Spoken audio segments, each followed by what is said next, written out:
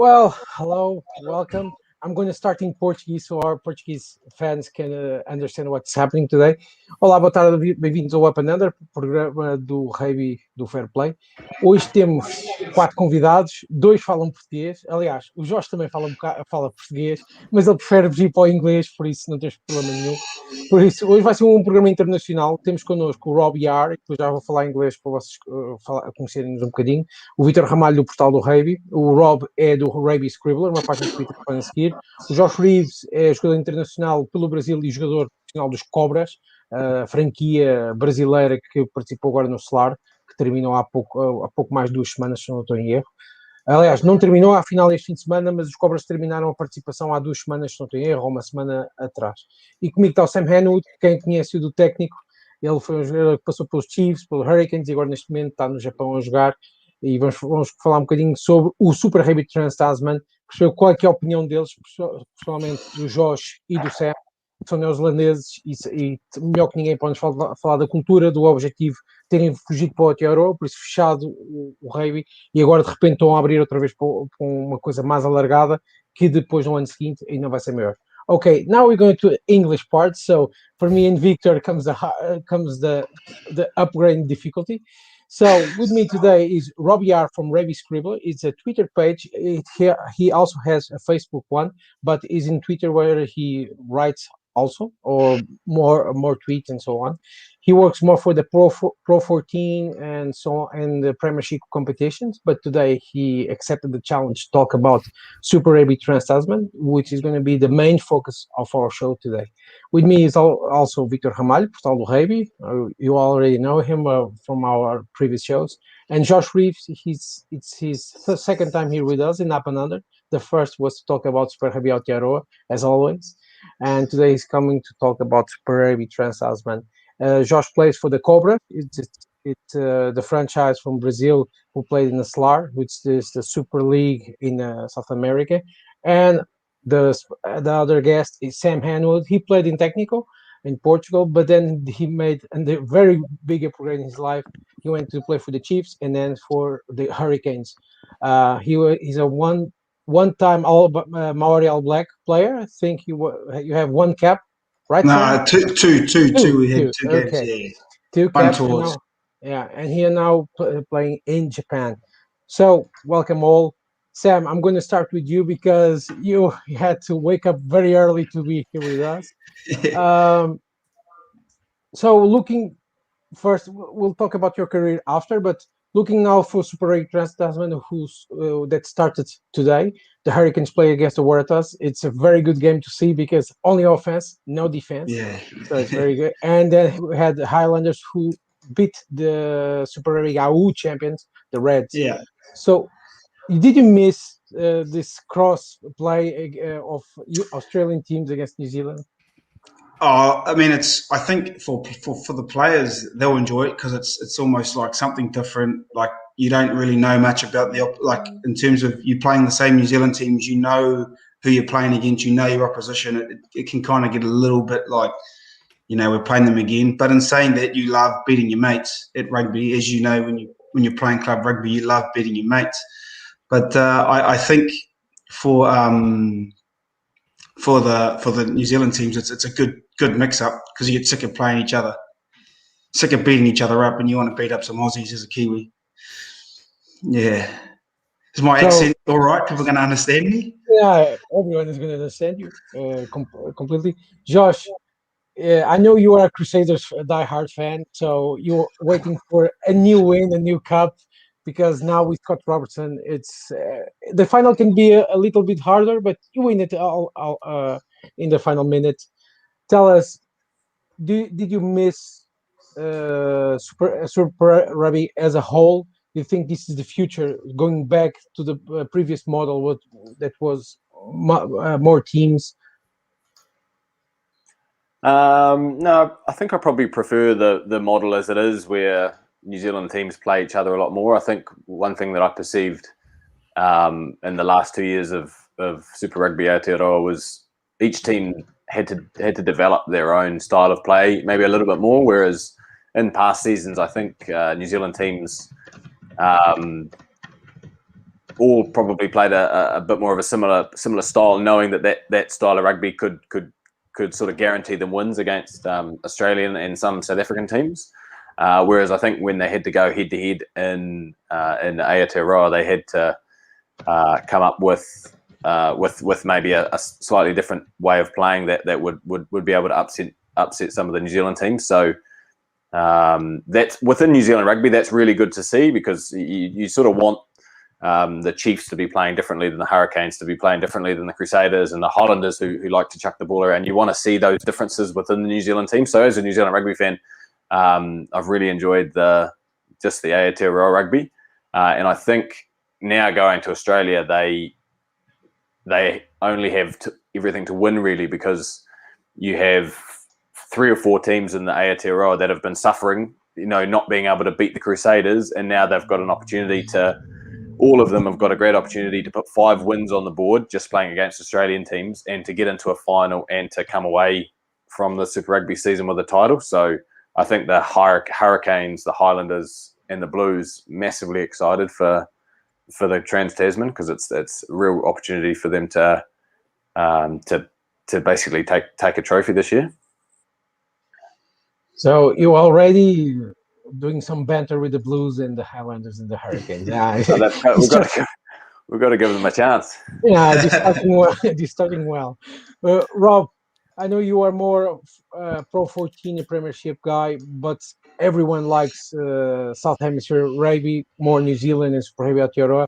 What do you think of this model of Trans-Tasman, of after they're playing in a lockdown system in New Zealand and Australia, they go bigger and play against each other? I mean, first of all, I'm just dead jealous that they can actually do that, and have fans in the grounds. I think it's quite an interesting one for me, because I feel like Super Rugby is doing the opposite of Pro 14. It's going down to its kind of core teams, and Pro 14 is expanding obviously into South Africa, and there's always rumors that Jaguares might join or something like that. So I think it's interesting, because as a Pro 14 fan, I really like the expansion there, and I'm one of the people who supports that. But if I look at Super Rugby, I do think, whilst it's a shame that the Jaguares and Sunwolves have obviously fallen away from the competition, I do feel like there's a bit more rivalry and a bit more. I don't know. It does feel like a more complete competition with the Trans-Tasman thing. So yeah, I think it's a good thing, and I think the numbers with Rugby AU or whatever and stuff like that have been really good. People signing on to Stan Sports. I think it's already been good for Australian rugby by the looks of things. So yeah, it's a weird one. Usually I like this idea of expansion, but I think in this case they're definitely going the right route about things. Okay, Victor, do you follow Rob, or think it was not a good idea to do Trans-Tasman after Aotearoa and now? No, I think it's, in 2021, it's what we can do, because the pandemic's messed with the calendar, so that's what we have. But in the future, I think it's a bit of a problem. If you look at the format of the competition, you have the five rounds and all matches between New Zealand and New Zealand teams and Australian teams. We can have a situation which have 3 or 4 New Zealand teams winning all the matches, but only 2 will play the final. So it's really weird for the product. For 2022, you need to find another format. That's for sure. I do like the idea of having Super Rugby EU and Super Rugby Aotearoa, but you must have, in my opinion, a full Super 12. A little bit sounding like old times, Super 12 with 11 rounds, semifinals, maybe a playoff qualifying for the semifinals, something like this. But the way it is, it can produce something a little bit weirder for the fans, even for the players, to have 3 or 4 teams winning all the matches and then just to go into the big final. I don't know. I think Super Rugby will have a challenge for the next year and next years, in fact, because the Rugby Championship, I can't see the Rugby Championship staying the way it is. And Rob can talk more about this too, because with the South Africans going to Europe, they were going to play in the European calendar. This means August is off season for them. August should be the month that they rest. So how they would play the Rugby Championship in August, that's a big problem. So we don't know how the Pacific calendar will be, in fact, in 2022 and 2023. We must wait to see what will happen with the Rugby Championship, first of all. Then we will see how they will manage. Maybe there is room, there is space in the calendar to have both things. Like, I don't know, Super Rugby U, Super Rugby Aotearoa starting the season, then a full Super 12. Maybe the calendar is not infinite, so you need to make it around the 20 rounds. So I don't know. There will be a lot of discussions and debates about how the calendar will be after they decide what to do with the Rugby Championship. Now we start strong with questions that must be asked. Sam, you played for the Hurricanes, the Chiefs. You love Super Rugby because everyone who's sitting at home or on the stands love to see the game because it's completely different from the Premiership, in my opinion, or the top 13 because it's. I think the players have more fun in Super Rugby. It's quicker. It's we here in Portugal say a word. It's audácia, so it's more a bit ambitious as in attacking.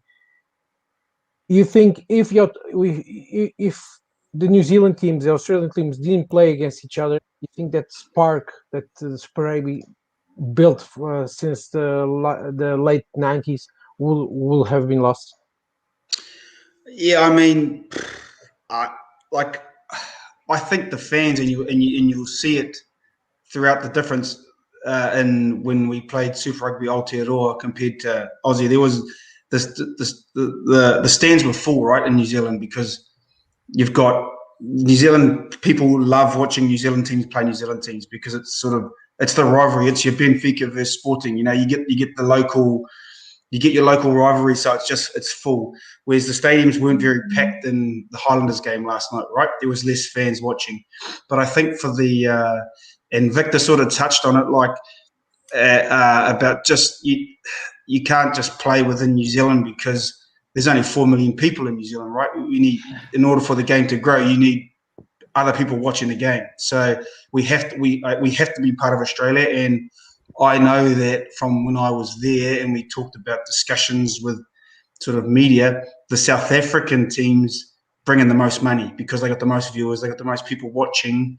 They almost want them involved with the Super Rugby, the South African teams, because they bring a lot of revenue and they bring the most. So, look, in terms of what's going to happen next, man, hard to say, but I know that, New Zealand Rugby Union, they will want to be getting it, trying to go. Obviously, with COVID, it's impossible right now, and who knows what the next year looks like, the next season looks like, but they need it to be on a grow, otherwise there just won't be enough money, enough income to sort of support the competition, and then it could fizzle out. Yeah, exactly. Another question for you and Josh. You think if everyone last year with the pandemic and so on, when Aotearoa came to life, everybody was like very happy because it was special. I think it was the first sports competition to come to life after some football leagues in Europe. But if the Aotearoa was going to be playing the next 5 years without playing against Australian teams or Pacific teams, or we hope against Japanese teams, you think everyone will get bored outside of New Zealand, or think the people will continue to see the games? All right, what do you reckon, Josh? Yeah, it's possible, eh? Like viewing numbers were dwindling a little bit prior to COVID, and so I think sometimes New Zealanders can get a little bit bored of rugby just because we've got so much of it. The good thing about the really good thing about the Super Rugby Aotearoa is it's 5 teams, so it's just 2 games every weekend. So that obviously adds only 2 games every weekend. You're gonna pay attention a little bit more as opposed to having 7-8 games of Super Rugby every weekend to watch. I don't think 5 teams really is sustainable for a really interesting competition. I think you probably need, if New Zealand was going to go at it alone, I think you'd probably need more than 5 teams. You need a Pacific team. You need to put a team in Nelson. You have a Tasman. You Bay of Plenty. You'd probably need to get that number up to 8 Super Rugby teams within New Zealand to make it a little bit more interesting. What do you reckon, Sam? Yeah, I can agree. Like the fact that there was only 2 games a week means stadiums were full because people were trying to get their fix of watching rugby, live rugby, and it was filling stands, and and like because we have Mitre 10 Cup, which is even that struggling. Like it almost might. It's called Bunnings Cup, I think now. I don't know what our national competition's called. Even that like struggles for numbers to stack to. So if they were going to make like a New Zealand only one, they'd almost probably potentially cut that out or make that not professional. Maybe right. I'm not the one making the decisions, but because it won't be sustainable, and they'll probably make this almost like a European Cup where it's a longer season and they just have more teams, like you said. But who knows? Yeah. Right, Rob. From the viewpoint of someone who's in Europe and saw the Pro 14 and seeing this expansion with the South African teams, you think what problems do you think that can happen for the Super Rugby Trans-Tasman or to the new Super Rugby with Pacific teams and Japanese teams? I think that the first one you mentioned I think it's the boring bit of rugby that no one wants to talk about, but is the money. Like it's a huge detriment losing that market. And the minute anyone complains about them joining the Pro 14, I'm just like, every team has now got an extra $500,000 a year. So I think that's definitely a big loss. And I guess, what comes with that is the viewing. Like Super Rugby is so famous. In my time, like traveling around, that's almost, if people know club rugby, they might know from Europe, like Leicester Tigers or Toulon or something, and then it tends to be Super Rugby and like the New Zealand teams because they're famous for like all the cliches but fast and open rugby. So I think that's the biggest, I guess, like detriment. But on the flip side, I think Sunwolves weren't perhaps hugely successful in their time in Super Rugby, but I think a bit of time. Here I am, a European who's had the Italians in the Six Nations for 20 years. But I do think with time, Sunwolves 100% could, like that's a big market and they've got some quality players there. And also like Super Rugby Aotearoa, like everyone here, it wasn't on TV and people were like calling for it to come on TV. And when it got onto Rugby Pass, it was like everyone was so happy about that. And I think if you add the Pacific teams, like in Europe, let's be honest, what a lot of the really successful teams do is buy a load of Pacific players. So if you have a Pacific team, I think everyone wants to see that succeed. So you've got a flip side. Losing the South Africans is massive, but I think the potential of Japan and Pacific sides, they can counter it and it can be a positive thing for sure. Victor, we discussed a lot about this, about Japanese teams, and now I'm going back to Sam after you. But money is always a big issue, so it's the big worry to see like the New Zealand Rugby Association, Players Association, are worried with the Salt Lake deal and so on. So rugby players are worried with their future and so on. So a bigger competition after Aotearoa and AU, and this year Aotearoa had a lot of injuries. Because of the level of the competition, of the physicality. Do you think things have to have a good reflection, and people have to think a lot about the decisions to come? You mean about the structure of the competition? Yeah, the structure of the competition, the calendar, and so on. Yeah, there are many tough decisions to be made in the future. Rob talked about the possibility of Japanese teams, for example.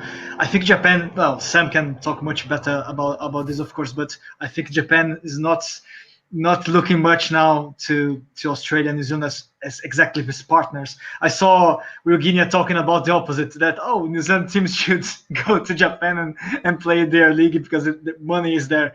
So I think Japan is obviously extremely important in this equation for New Zealand and Australia. To be great to have something like a Champions Cup in the Pacific, maybe involving the Japanese teams to catch their public. but Japan is a market that is developing in an independent way, and it will be probably one of the major leagues in terms of buying players from other countries. So definitely it's a problem that New Zealand and Australia must care about how many players they eventually can lose to Japan, not only to Europe, but now it's Japan also. But about the future of the Super Rugby in Pacific, I think what Josh and Sam were talking about, expanding, having the Pacific team, it's pretty important. And I always wondered why, for example, Auckland doesn't have a second team to have a proper derby there. It's a 1 million plus people city. So yeah, you have a market there that could be better explored. For example, you look at Australia and their own leagues like NRL or AFL. They have derbies in their main cities that are not. Some of them are the size of Auckland, but Auckland just have the Blues playing and spend a lot of time in a bad shape. So probably a way for New Zealand is to explore better the markets they already have. It's important to grow more in Auckland, for example, and to grow in the Pacific. Of course, the Pacific team has the problem of being that discussion that is it good for the Pacific nations or for New Zealand, because they're talking about the squad and etc. But it's understandable that Samoa and Tonga are very small, don't have the economies to sustain properly a team. So it will need to have some sort of partnership of New Zealand, and New Zealanders will have their own interests in this. Fiji is definitely more independent in terms of economy. It's a little bit bigger economy, have the government support, so it can have its own path. But yeah, I think they need a strong competition between New Zealand and Australia and the Pacific Islands, and maybe having some sort of interaction with the Japanese market, and eventually maybe trying to find something to keep the rivalry against South Africa. I don't know. People are talking a lot about a world championship for clubs, something like this. So there are lots of things that can happen next year because everybody's looking to explore better the rugby markets. Sam, you're playing in Japan at the moment. You think Japan can be a good market for Super Rugby, or the Sunwolves experience for the Japanese was not like a good business, because Sunwolves by the end was badly mismanaged by Sanzar and badly treated, and we know that the Japanese people are very welcoming, and they don't like to be treated like second-tier country. But do you think there's space for Japan to accept Super Rugby and be part of it? Oh, I played for the Hurricanes against the Sunwolves, and we went to Japan when I was there, and man, it was a full stadium. So and even club rugby in Japan, it's full stadiums. Like, it's crazy. There's more fans there than at some Super Rugby games. It's massive. So they love getting behind the sport and getting right into it. So it's there's definitely the audience for it. Now, how you do that with the travel, and I'm not sure how you'd manage it, and are the level of the players, are they where they need to be to compete with like you say, Crusaders, who would probably push most international sides to you know what I mean? It's they've been together for so long. It's hard to really, you don't know what the last thing you want to do is them going over there and just putting 50 points on teams every week, you know. So it's because at the moment they're definitely not where they need to be, and you saw it with the Sunwolves, and it just they ended up it was basically a foreigner team, really. The Sunwolves, wasn't it? It was bugger all Japanese in there. Yeah. So look, I don't know. There's a lot of money in Japan. I'll tell you that for free.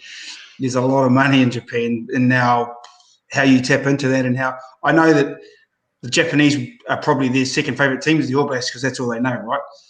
Mm-hmm. So I mean, hard to say, man. I don't have enough information around what the actual Japanese rugby union is sorting out, but I know there's a lot of money, and there's a lot of people who love watching rugby. So there's definitely opportunity. Yeah, I think when we talk about the Japanese rugby, it's very interesting what will happen in the next months because they will need to. They are going to better structure the new league that will be fully professional. Teams will be probably more linked to the cities, not only to the companies. So there is a lot of things. In fact, I see Japan doing what they did with soccer in the 1990s. That was the same thing. In fact, all the soccer clubs were exactly like the rugby clubs now. They were linked to the companies. They are in fact the branches of the companies. Then they become proper clubs, proper franchises, more linked to the cities. So yeah, many things will happen in Japan. Many exciting things, in fact, because it's a market that they have like 1,000 schools playing rugby in all the competitions they have regionally. So it's massive rugby in Japan. So yeah, we'll see a giant emerging, at least in terms of market. I don't know if their national team will be stronger than it is now. It's another problem. But in terms of a league, it will be a very strong league, definitely. The biggest problem with Japan for now, what I see, is there's actually no club rugby. So if you're not in a professional team, you can't play rugby outside of university rugby. So I look at our squad and we've got about 40 players. Well, only 23 play every week. There's no B games. There's no B team. So you got guys who have been in teams for 3 years and have only played 5 games of rugby. It's so they're not getting better. It's very linked to the students. The university rugby is massive. Yes. Yeah, it's actually the same problem they have in the MLR. Same problem we've got in South America as well. Is that these leagues sort of happen by themselves without a sort of an underlying club system. Yeah. Although Josh knows that Super Rugby Trans-Tasman is just the second hardest competition in the world because the hardest is the Brazilian Championship. Yeah. He knows that it's very hard to play. You never know what's going to happen. Especially in Serete, Josh. Yeah, true, yeah. It's the hardest field in the world. Yeah, that's true, yeah. You survive a game on that field, then you're a gladiator. If I could just jump in on the chat about Japan, I think one of the best things that Japan could do is obviously focus on the top league and so that being the best competition possible by bringing in international players, by fighting it out to see who the best teams are, and sort of in the same way that Super Rugby AU and Super Rugby Aotearoa have done, is maybe it's that sort of Pacific Championships Cup where the top 4 top league teams can then come and play some Super Rugby teams, because that's sort of different than what happened with the Sunwolves. So the Sunwolves were sort of created to the side, but the top league was still going on at the same time. So it probably wasn't necessarily Japan's best product. Whereas if you let Suntory develop as much as they can, or whatever they're going to be called in the next competition, Toyota develop as much as they can, put money into it, so they're bringing over more Bowden Barretts and more Kieran Reeds. There's just one Bowden Barrett, Josh. Josh, I think for Sam too, I think the Sunwolves are a bit disconnected to the Brave Blossoms effect for the national team. At least in the last year, yeah. Yeah, so if you allow that competition to be absolutely as strong as possible, the way that's happened with Super Rugby AU, the Reds have gained confidence, the Brumbies have gained confidence. They've won between themselves. I've read 3 articles this week talking about how Australian teams are now going to upset New Zealand teams because they've been winning it in between themselves. So let them develop that confidence, and then the top teams can come and possibly a part of Super Rugby. I think it's a better way to go than to try and put a team together like the Sunwolves, which is sort of working separately than the top league. I think the top league's fantastic rugby, and it will just grow to be even better rugby the more resource they put into it. And as Sam said, the stadiums are absolutely packed, so that's a pretty good way forward. Yeah, even with COVID. Exactly, mate. Even people are there with masks on. Their stadiums are packed, mate. And I think also World Rugby should look more at the top league, because it can provide a path for other Asian nations. In fact, we saw the Global Rapid Rugby project that it didn't went the way they expected. But you see, like we could have in the top league doing a job like hosting a Korean team or a Hong Kong team or something like this to develop Asia. So there's a lot of potential there, much more than the Global Rapid Rugby had, for example, in my opinion. So it could work much better for the development of the whole Asia Pacific region to have Super Rugby operating the Pacific nations, making them better, and Japan making their neighbors better. Yeah. At least Korea, Hong Kong, that are closer, in fact, economically, etc. Yeah. Okay, Rob. The Pro 14 saw something new this year. That was a Rainbow Cup. It didn't go as well as everybody wanted because there's no cross game against South African teams, not even the final. So it's going to be like an extension of Pro 14, an extension of Super Rugby Unlocked, or if you want to talk like this. But you think it works, or you want the South African teams completely integrated, as you want like the Australian, New Zealand teams completely integrated in themselves? I think so. Actually, they did literally a few hours ago. They announced hopefully there's going to be a final of North versus South. Like they said, it's at advanced stages, and we'll find out next week. Yeah, I think I want it more integrated because I also I look at the fixtures, and so I usually support Glasgow, and they lost in their first game to Benetton in a really, really poor game for them. Benetton having not won a game all of last season, but Benetton are now 2 wins out of 2, and they only have to beat Zebre to have won all of their games. And I think then, okay, say they make this final, and it's Benetton against Sharks. I'm not belittling the quality of the rugby that we do have in the North, but the current structure, I think if you play a whole season, playing against certain teams and not others, and then you just have one final game, I think it can be really detrimental to the product. I think it was touched on earlier, I can't remember in what context, but if you play a game and then the team loses by 50 points every time or something, it's not going to be a good product. So say for South Africans, if they see this final and it's a Northern Hemisphere team and they beat them by 50 points, the end product isn't good. So I think we really need to see that integration of the South Africans fully into Pro 14. And I think COVID aside, that's the aim. And I think that's what they'll do. Otherwise I think you just have too much of a broken product. It's not great. You can't travel to all the games, but you need regular fixtures between all the teams, I think, to make a league competitive and to make it work. Sam and Josh, you grew with Super Rugby teams since the 90s. Super Rugby without South African teams, I'm not going to say if it makes sense to you because it's going to happen. It's the future is now, but it's incomplete for you, a Super Rugby without South Africa participating in a competition.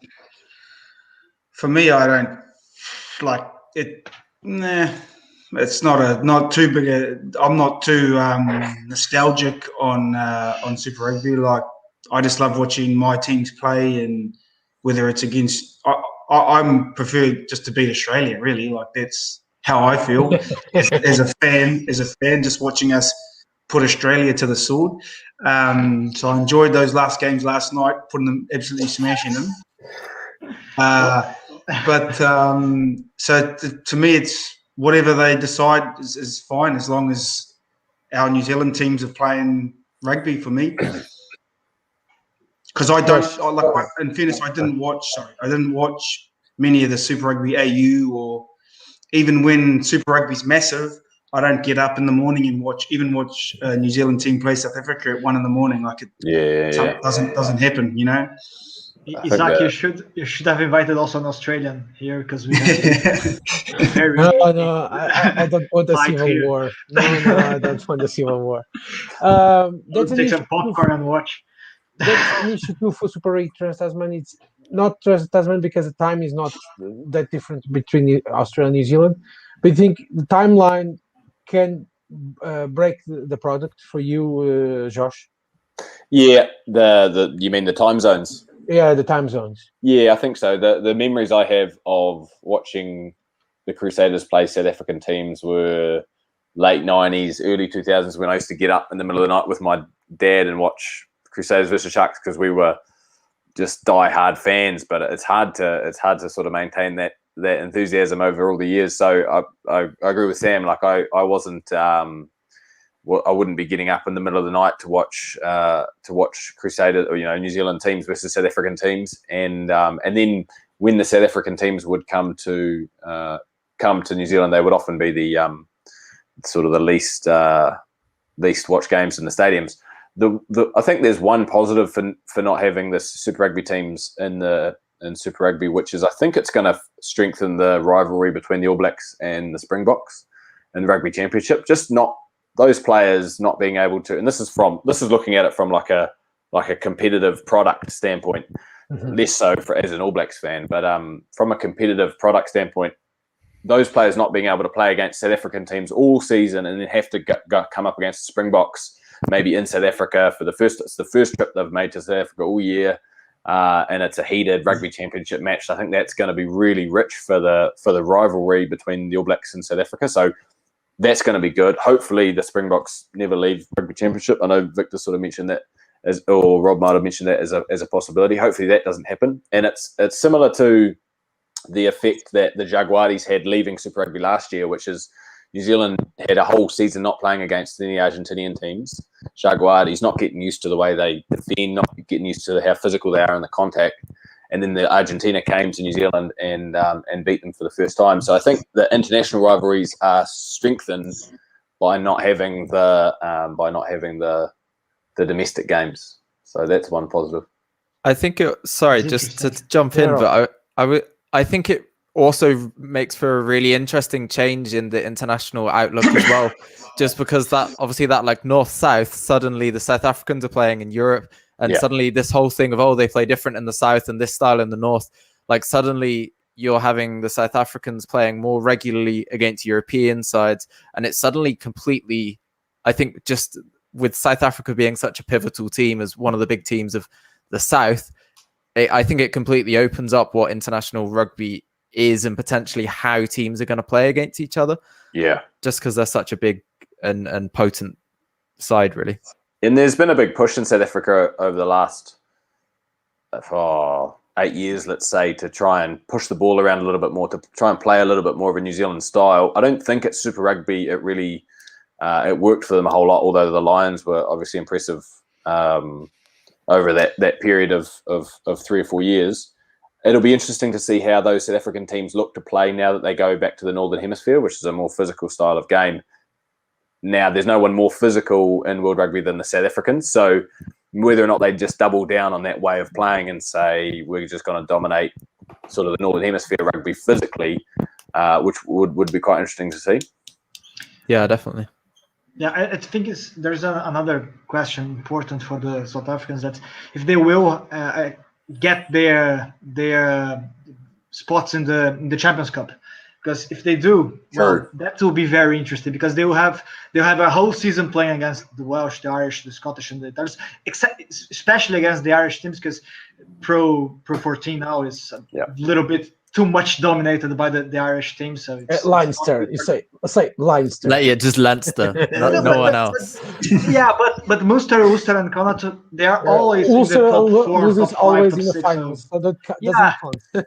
Yeah, of course. But in the tables, they are always in the top part of the table. So it would be good for Pro 16 in this way. But for the South Africans, it's crucial to play against the best teams in France and England, to have a little bit more of a complete schedule, playing more different styles of game as well. And the French and English clubs, especially the French ones, are properly international teams. So they are not. They will face New Zealanders, they will face Australians, and etc. So playing in different ways, of course, but it's very important. I think if South Africans can't get the spots in the Champions Cup, can't persuade the PCR to let them play, it will be a downturn. It's not the best movement to leave Super Rugby to play just Pro 16.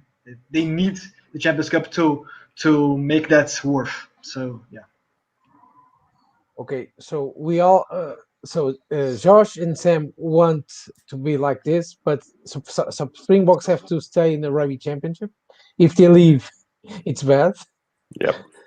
And the Northern Hemisphere don't want the Springboks playing there, I think. Put Japan in the Rugby Championship as well, eh? Or I do think so. They should. Yeah. it should be massive, but you have Fiji too, and so on. Fiji. It's a good discussion. We can have it some other day. But now let's talk a bit about of Super Rugby Trans-Tasman this year. Sam, Crusaders are the favorites.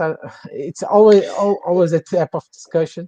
But you reckon that another team can win? The Chiefs might, maybe. Well, like you said, the competition structure is pretty like there could Strange. be 3 or 4 teams win it. They could win all games, and it's going to come down to a point differential. So, like the Crusaders could miss out like that. But honestly, I can't see the Crusaders losing a game, and it's whether the other New Zealander teams can win all 5 of their games as well, and with bonus points and compete with them on points differential. Because I can imagine that might possibly happen. So, for you, what would be the perfect final? Hurricanes winning it against whoever. So the Hurricanes. Whoever means Crusaders. Yes. Yeah. Hurricanes beating the Crusaders in the final. There you go. Oh well, that's a dream, huh?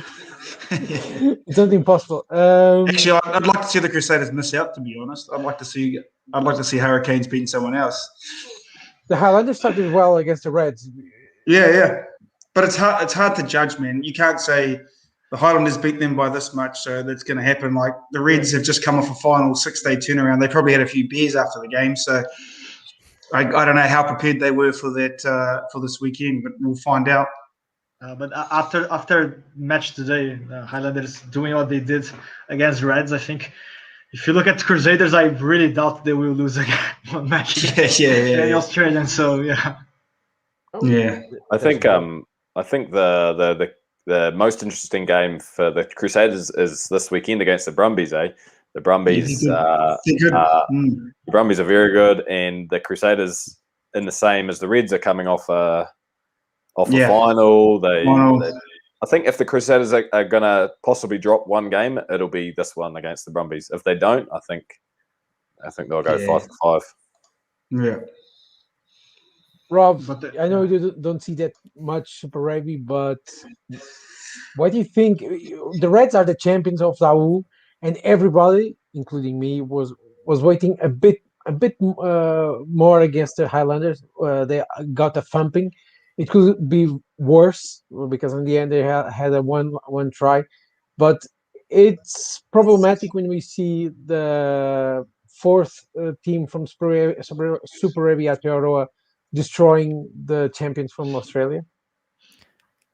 I mean, you touched on it earlier with the Irish teams in the Pro 14. I think it can be, but I also think it if it's in isolation, then it's fine. If there's signs of development after that, it's fine. Like I don't think based on 1 year anyone's gonna be too upset if that's the case. But like if it stagnates and that's the same every year and it's the same games and it's always New Zealanders winning, then I think you've got a problem then. Oh, for the New Zealanders, they don't want to lose against Australia. I think so. Every year winning against Australia, it's good. Only the Force, Western Force can win against the Crusaders once a year.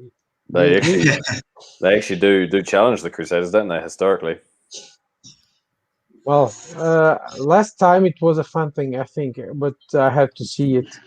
Vitor, I don't know if you saw the games, but let's talk a bit about Hurricanes and Waratahs because the scoreboard in the end was completely crazy. 117 points.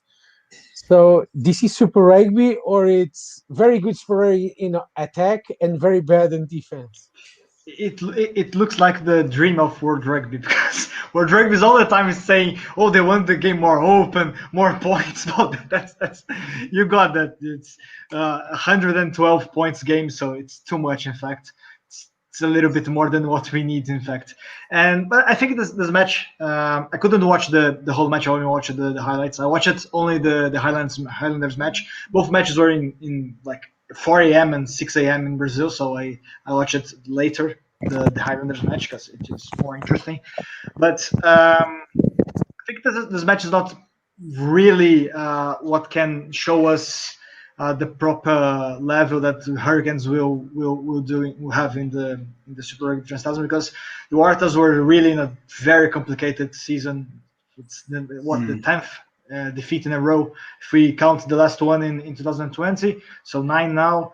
They are very young sides, changing the players a lot from last year. So that's not the best game to analyze. But the fact that the Waratahs scored 40-something points against the Hurricanes is a bit worrying for the Hurricanes as well. As much as they won by 20 points difference, the game is not exactly what we should expect in terms of both things, attacking and defense. So, yeah. Sam, before we started the show, we were talking off record about how the Hurricanes love defense. It's their main passion. Tonight, it happened completely the contrary. Why I think it is? At a certain point, I was watching the game and thought Hurricanes going to win this like by 60 against 14 points.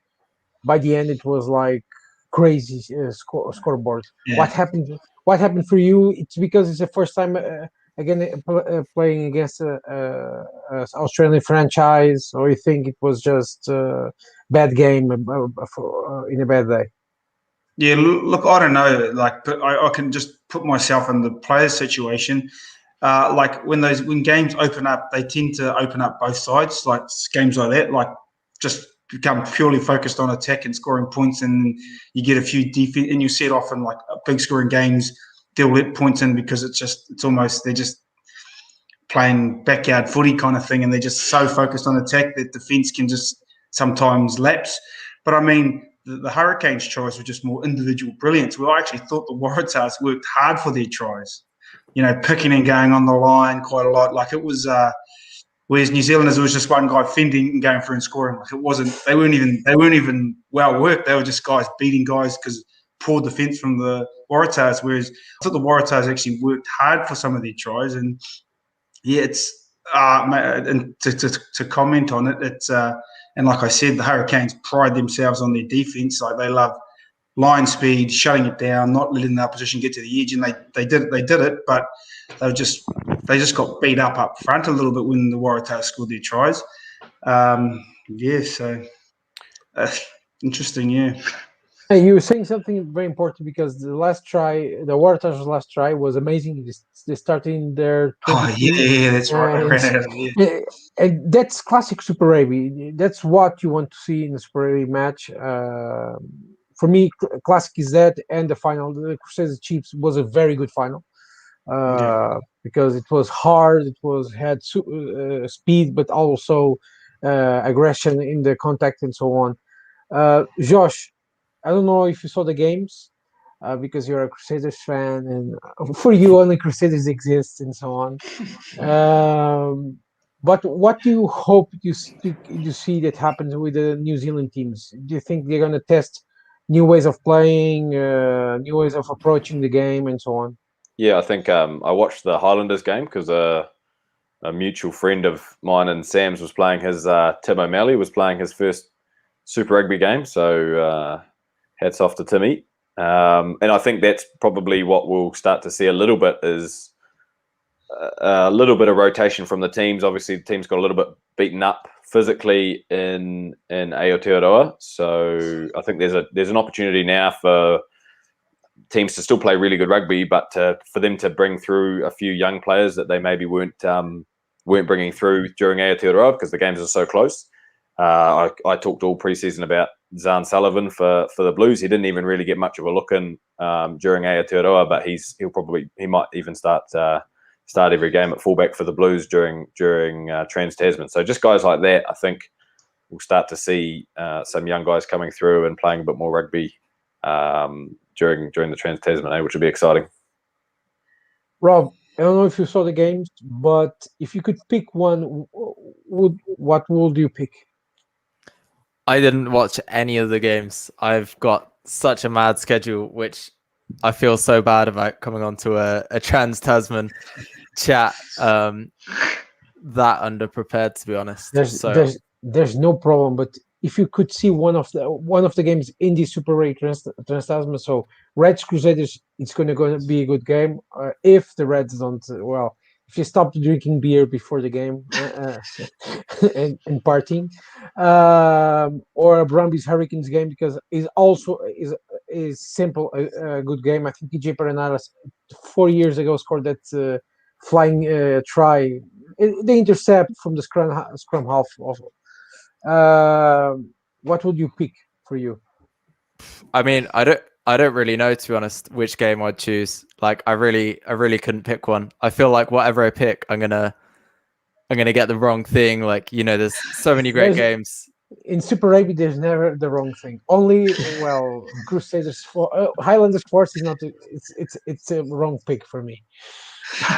Yeah, I mean, to be fair, like, just on this weekend, like, I'm from what, like, picking up on what you guys have been saying, I do like the sound of the Crusaders Brummies game, just in terms of, like, for this round.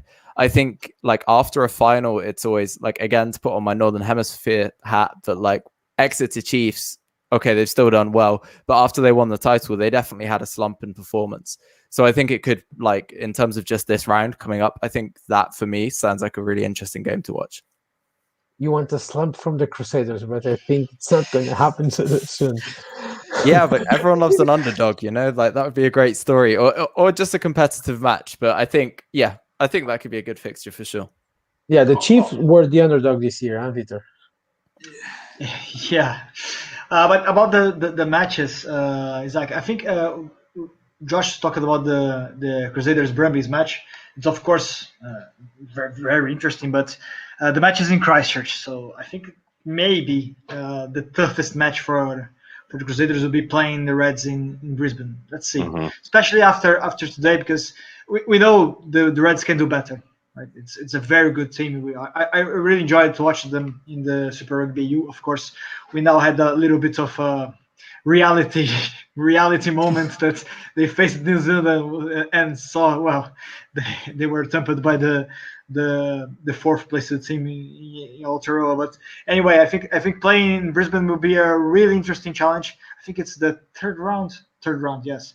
Third round, so it will be in the middle of the season as well. So there will be a lot of pressure, because we'll see maybe some of the other Kiwi teams already with 2 or even 3 wins. So then the format will talk harder, because you can have a competition with 4 or 3 or 4 New Zealand teams winning all the matches. So in the third round, facing a challenge in Brisbane will we have pressure over the Crusaders, maybe, depending on what other Kiwi teams did. So it will be very, very interesting thing. And the Chiefs, yes, I really like the fact that the Chiefs left the bottom to go to the final. It was pretty cool for New Zealand rugby. Damian McKenzie played a lot this season, so yes, it was really nice. Yeah. And interestingly, without Sam Cane in the final matches, so it's also part of an interesting debate to see the Chiefs doing well without Sam Cane. Boucher playing well, so yeah, it's another discussion. But yes. Sam, before you talk about a bit about your story in Japan, best Super Rugby Trans-Tasman player do you think is going to be? And please don't say Rishi Mo'unga, because I'm a Beauden Barrett fan, so I'm always Beauden Barrett. But who's going to be the best? Look, I'm not going to say a Crusader at all, but Will Jordan's pretty unreal at the moment. Everything he touches turns to gold. So if I'm not going to pick a Crusader, I'd pick. Good question. Don't say Julian Savea. That's a good question. No, I'm gonna actually have to go with Will Jordan. He just, mate, every time he just manages to score tries out of nothing half the time. Yeah, he's pretty impressive at the moment. Okay, so Will Jordan, that's a good.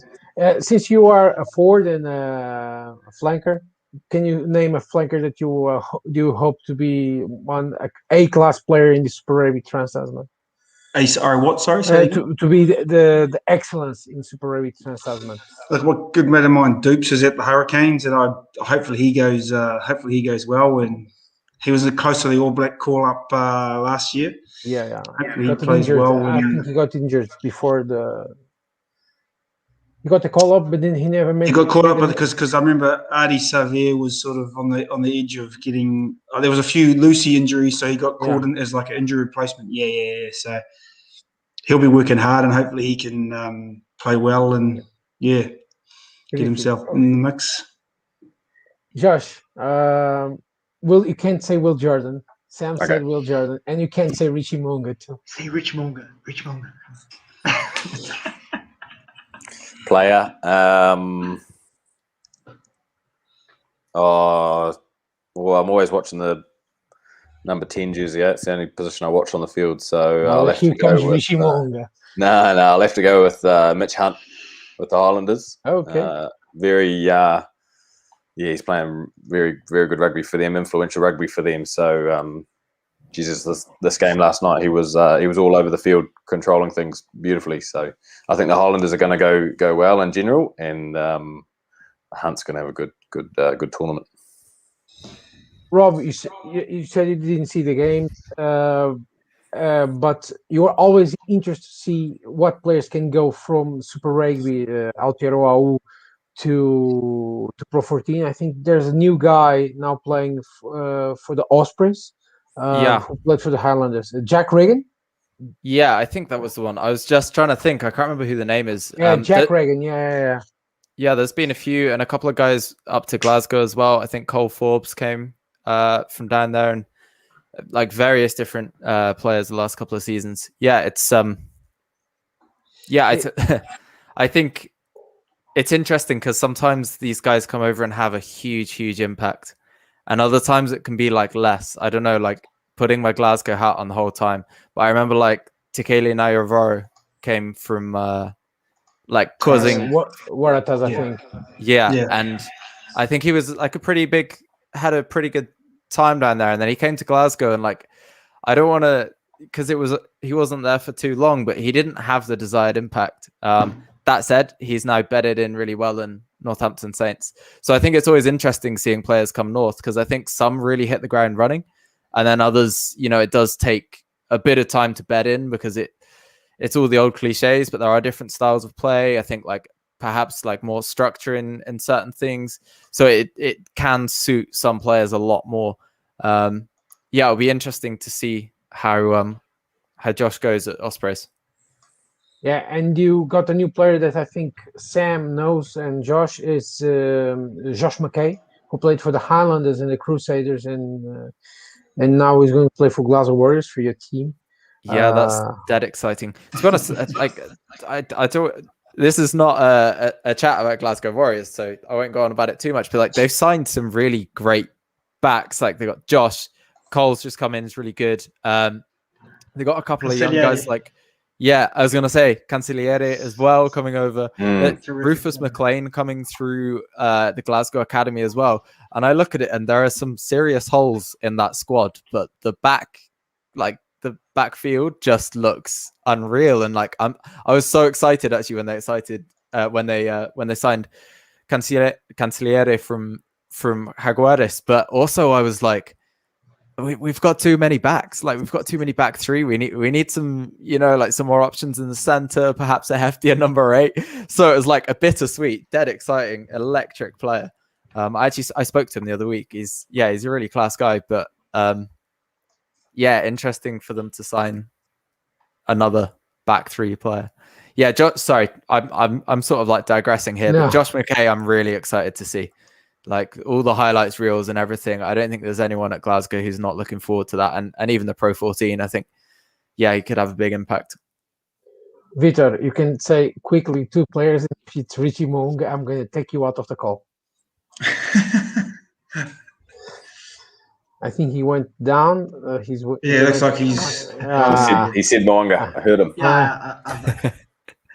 Okay, I won't talk about Richie Monga because I really enjoyed to see him playing for the Crusaders. But anyway, I'll talk about a veteran, in fact, that I think is in a very exciting moment of his career. This is James O'Connor. I think talking about Super Rugby EU, it's very nice to see someone that had ups and downs in the career and doing so well now in the last 2-3 years, and playing a leadership role. So I was a bit disappointed about the game the Reds did today, but anyway, I think they were playing a very good rugby in AU, and part of this is for the not of the quality but the leadership of James O'Connor. So for me, it's one of the even if the competition is dominated by the New Zealanders, I'm talking about one Aussie for the Aussie audience to be happy as well. But the guy deserves, of course. Okay, Sam, let's talk a bit about Japan, like 10 minutes. Why? I know the money was important, but I think you were thrilled to go to Japan because it's a completely different place to play rugby. Everybody talks about it because full stands, people are crazy about it. But how was when you got there for the first time and the first game for you? It's the first thing you notice is no one speaks English, and that's the hardest part. Even going to the shop and trying to order food. At least when I was in Portugal, people can understand English. It's actually quite. You can get away with English in Portugal. You don't even have to learn the language, right? Unless you go to a small town. Have you met Brazilians in Japan? Because there are lots of Brazilians. Yeah, I've met a few. Yeah. There's a lot of Brazilians everywhere, man. They seem to want to get out. But in Japan, the first thing you notice is it's just hard to do things until you pick up a little bit of the lingo. It's so hard you almost can't do things by yourself. You need someone to show you. Take you to the supermarket. What's that? You can't read anything on the supermarket shelves. It's actually, the living is actually quite hard. So you just end up eating out all the time. Just go and get sushi or anything, ramen, just to fulfill. And it's, the days are interesting, because the teams, most of them are semi-professional. When I say that, I mean guys work. There's workers in your team, and then there's pros who are in the team, right? So unless you're sort of like maybe the top 4 teams are full professional, but then everyone else outside that is. So you train in the morning from maybe 7 in the morning to 9. Then the Japanese boys go to work all day from 9 to maybe 3 o'clock, and then you train in the afternoon straight after that. And so they start their day and finish real late, the Japanese boys, because they got to work all day, and it's tough. Like, I'm going, wow, that's hard work. Like, in a team that probably could afford to give them more time off, like in the companies, there's so much money, but it's just sort of company culture where everything's company first before rugby. It almost feels, and it's hard to build a rugby culture when company first is more important than rugby. So it clashes on a few things, but other than once you get over that language barrier, and obviously you've got translators in your team, once you get over that, it's pretty easy. And most of the boys are pretty accommodating. They love to be good hosts, the Japanese guys. In the rugby set, I don't know what it's like outside of rugby, but the Japanese rugby boys are like any team. Rugby's a good. You make some of your best friends through rugby. I have anyway, and rugby people tend to be good people as well. But the rugby itself is very fast, and it's. I've heard people say it's the most exciting rugby to watch. Like when you watch some it's just so open, so fast. There's not much competition at the breakdown. Like it's that quick, balls up on. It's almost like watching a game of sevens with 15 players. So in terms of a loose forward, it makes my job a little bit. I just like, and you can. I don't want to bag the refereeing level is not as good as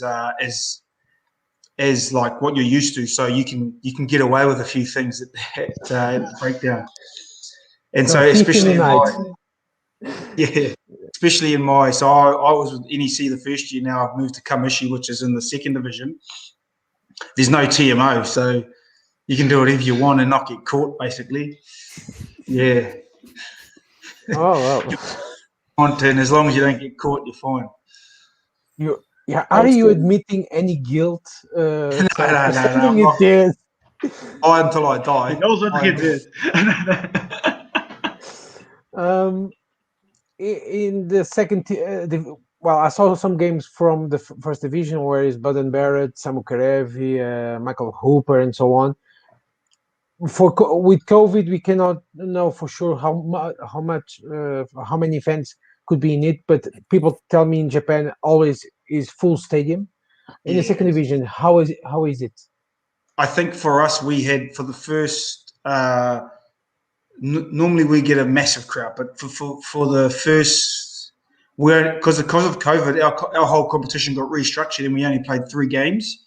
3 games and then a final, because we had 8 teams in the second division, and they split it because of every team almost got COVID for like 2 weeks. So we had to have like a 2-week stand down, so everyone could basically get into their own bubble and get rid of COVID.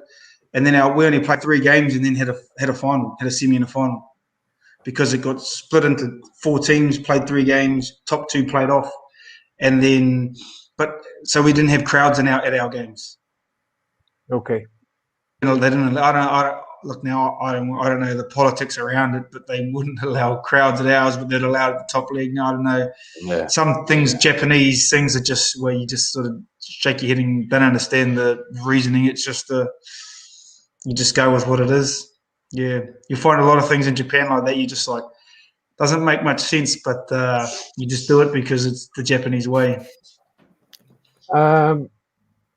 In terms of it's quicker. Do Japanese players learn quick with the guys coming from New Zealand? Because in Portugal, a lot of guys that played with you in technical said it was good for them to play with you, because they learn a lot. They learn not tricks, but ways of doing things in a better way. In Japan, is the same thing.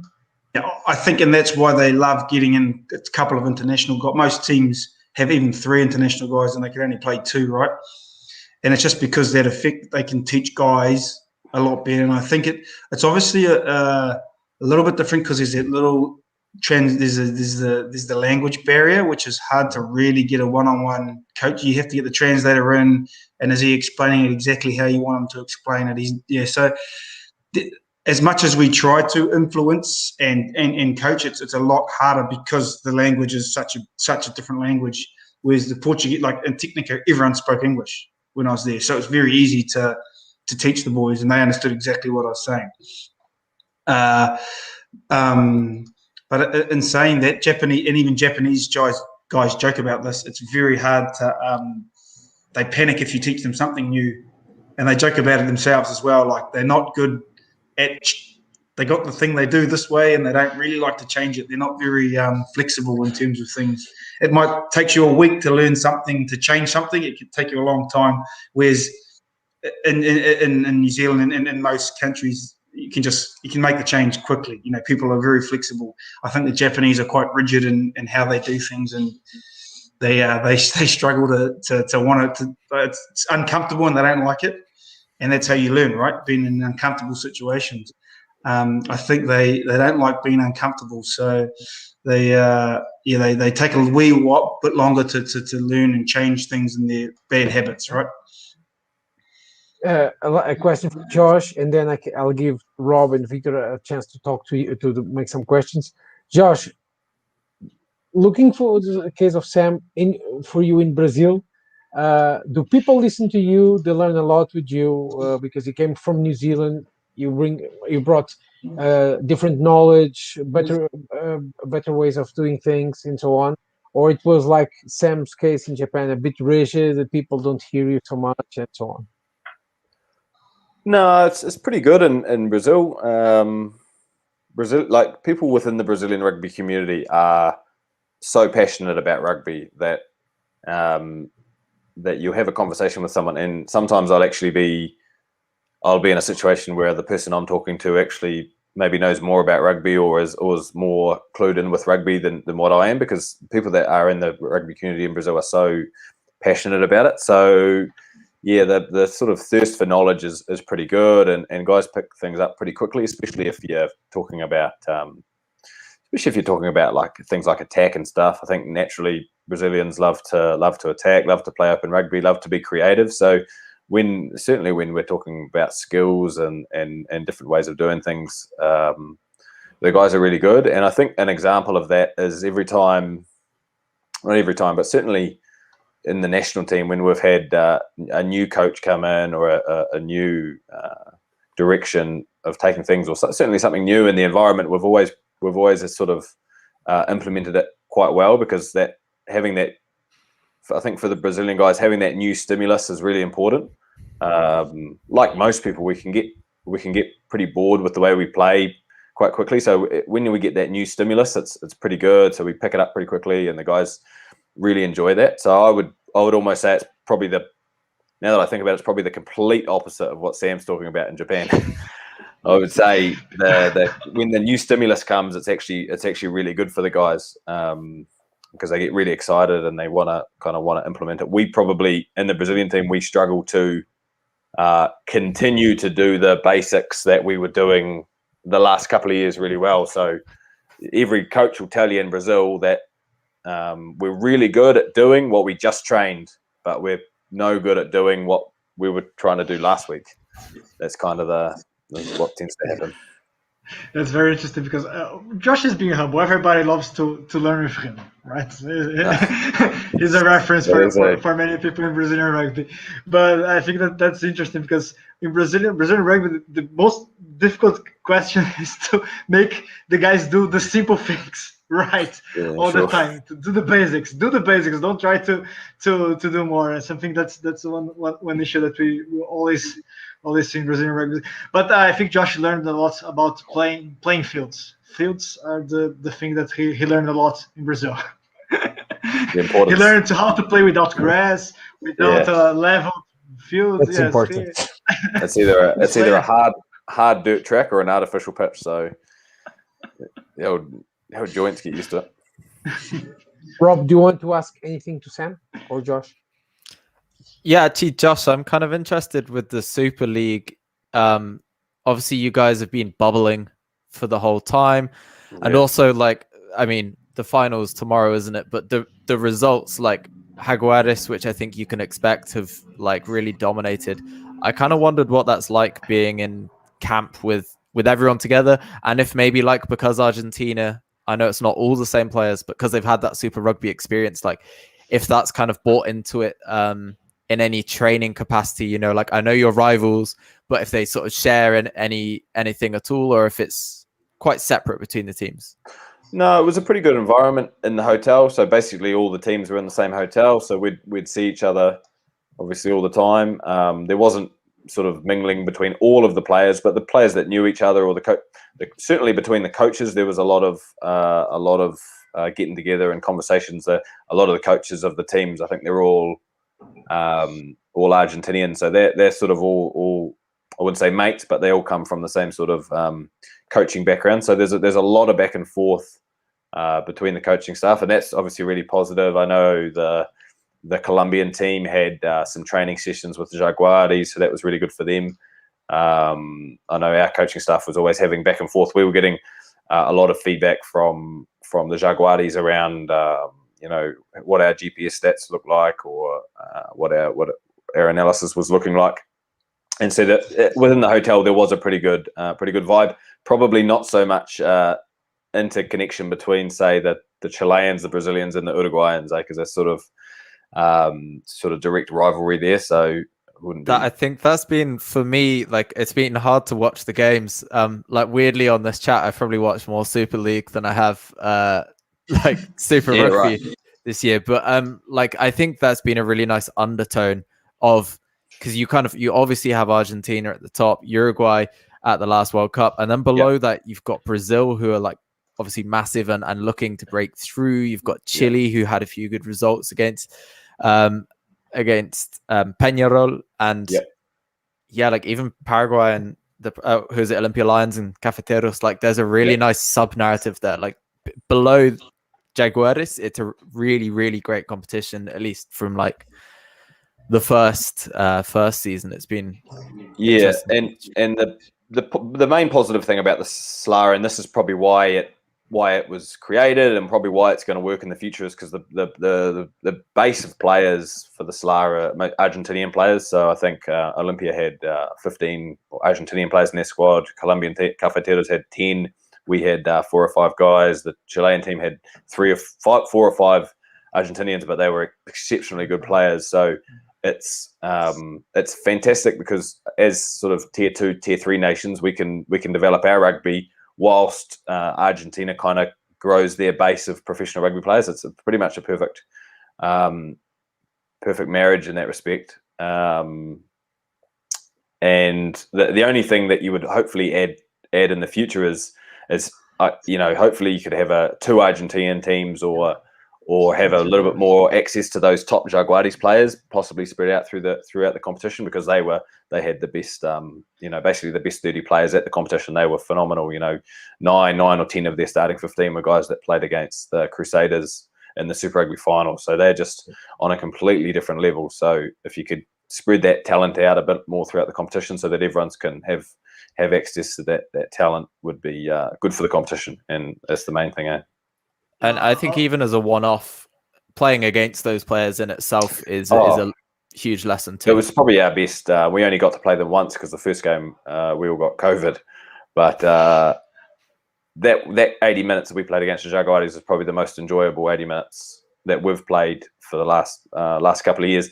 And that's part of our nature as well. We love playing we get up for the really big games. So we got up to play the New Zealand Māoris, as you mentioned. We got up to play the Barbarians when they came. We got up a couple of times against Argentina 15.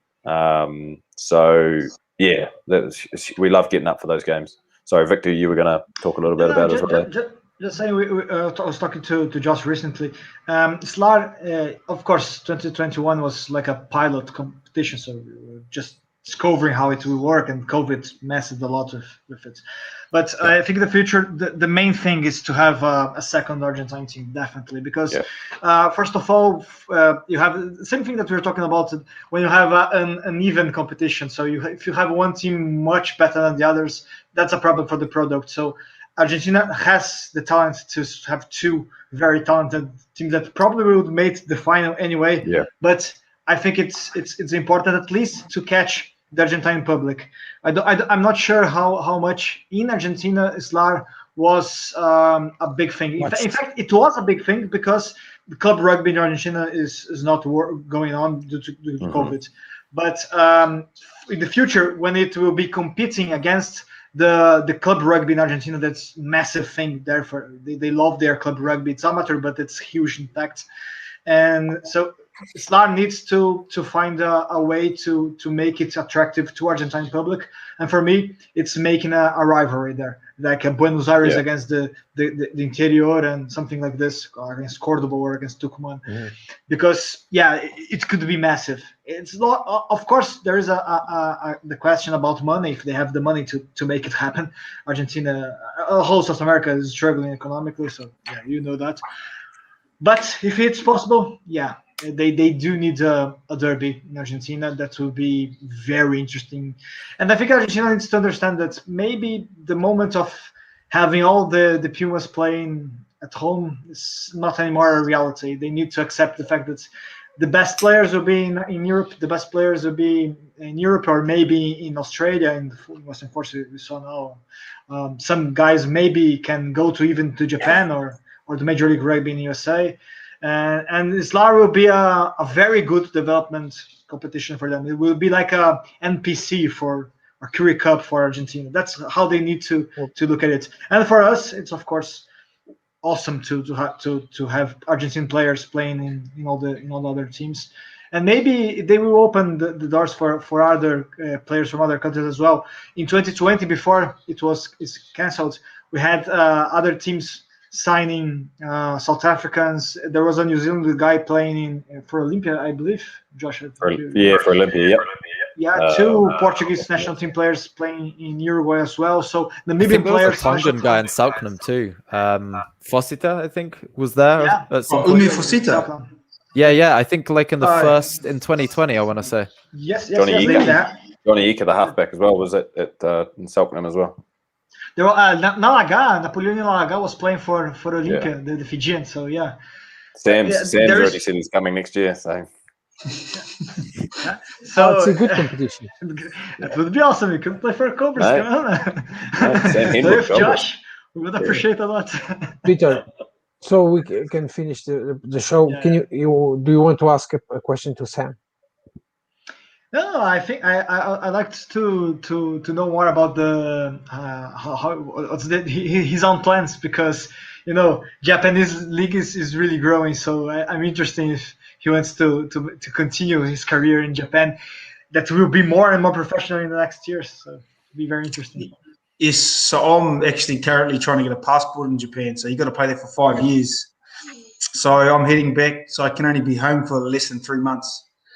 Because I'm 30 years old now, and I think that I've probably got maybe about 4 more years of good rugby in me before they throw me home. So if I'm a Japanese passport holder, I don't count as a foreigner, right? Because you can only have 5 foreigners on the field. So they'll keep me around till I'm 40, hopefully, if I can get that passport. So nice. That's the goal. So no more NRC for you. No. No more Countries Monaco. No more Countries Monaco. No, not at all. No, so you're committed to trying to get a passport in Japan now. So yeah, that's because I see a lot of guys playing at 40 because they got Japanese passports. It's not very physical in Japan. You can get away with it, eh? Yeah. So that's a good goal for Sam. I think Victor is already crying because he's not going to the Cobras for 1 year. Yeah, it comes.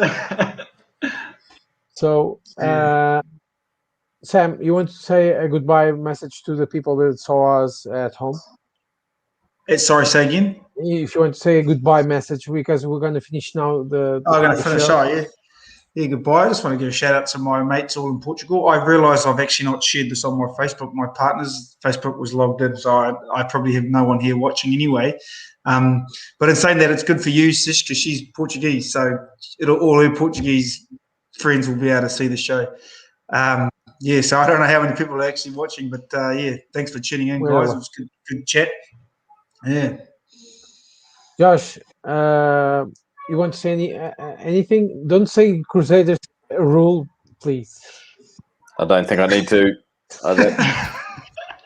No, thanks for having me on. If we're talking New Zealand rugby, then I'm always keen to have a chat. So next time we're talking about New Zealand rugby, I'll be. She's Brazilian. She's Brazilian. Yeah, there we go. You're going to have a problem. That's going to hurt me when I get off this. Good man. No, thanks a lot. I think you guys do a great job, Victor. Rob, thanks for the chat. It's always a pleasure.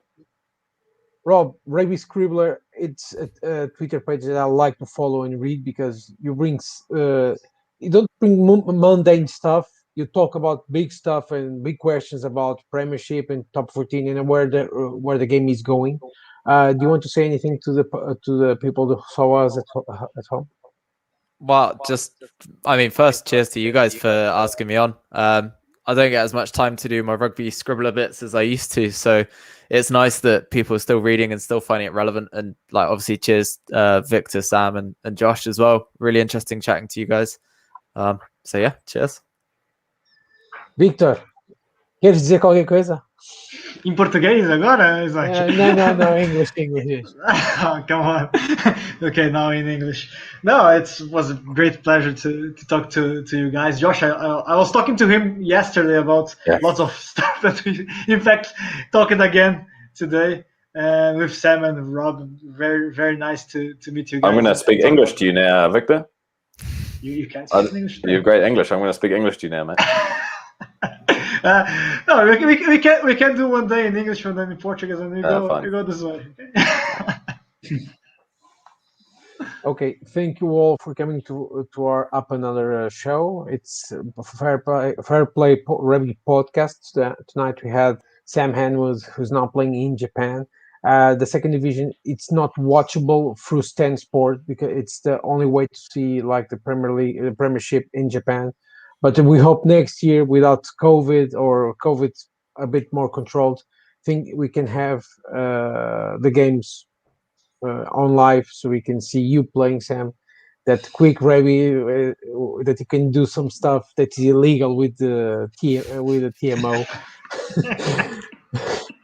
But it's important because it's in Portugal there was no TMO and some games only one referee, so you could do some stuff like that. I know what it's like. I'm used to it. But you didn't do it in Portugal. You were a very fair play guy, and you play with Ken Hansi, which he's still playing in Portugal. Yeah, see, he's got a Portuguese passport now, eh? Yeah, he has a Portuguese passport. He's a very cool guy, and Still can't speak Portuguese though. No, he can't, but it's good. But he can understand it, and that's the big part because other Portuguese players start talking with him, and or in his back, and he can understand everything. Yeah. He's smart, and you can see Josh playing for the Cobras, not now because the league is finished, but the Brazilian team is going to play in June, in the final day of June, and Josh hopefully will be in it. Robbie R, you can follow him in Twitter, and Rugby Scribbler, the Rugby Scribbler, and you can see his tweets and follow him, please. And Victor Ramalho is in Portal do Rugby, that's in Facebook, Instagram, and Twitter. It's the main base of operations for all you need to know about Brazilian rugby and international too. I am Francisco Isaac from Fair Play. Thank all for coming to our show. See you next time and have a good weekend. And Sam, please make things do with Larissa because Brazilian people don't like to be called Portuguese. They don't. They really don't. I don't have a problem, Isaac. You know. Yeah, because you are half Portuguese. Yeah. I don't want to go. I don't want to leave now. I'm safe while I'm on this live stream. Well, we have to finish. We have to end it. So thank you, Sam and Josh, once again for your time, and have a good weekend. We'll see you next week with our podcast. Thank you. Thanks.